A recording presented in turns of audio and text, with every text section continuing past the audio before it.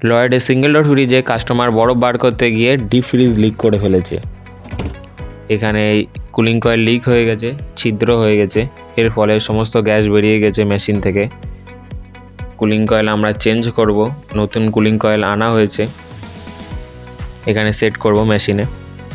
নতুন cooling coil লাগানো আমাদের কমপ্লিট হয়ে গেছে, কুলিং কয়েলের ঝালাইও কমপ্লিট, পুরোপুরি সেট করা হয়ে গেছে।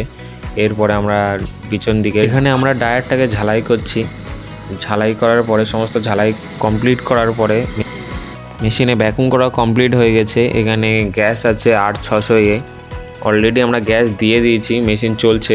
এখানে টেম্পারেচার নেমেছে -2.8 ডিগ্রি সেলসিয়াস, আর একটা মিটারে নেমেছে -5.9 ডিগ্রি সেলসিয়াস। এভাবে মেশিন চলবে যতক্ষণ না পর্যন্ত -15 থেকে 17 ডিগ্রি সেলসিয়াস না আসে, ততক্ষণ পর্যন্ত এই মেশিন এভাবে চলবে।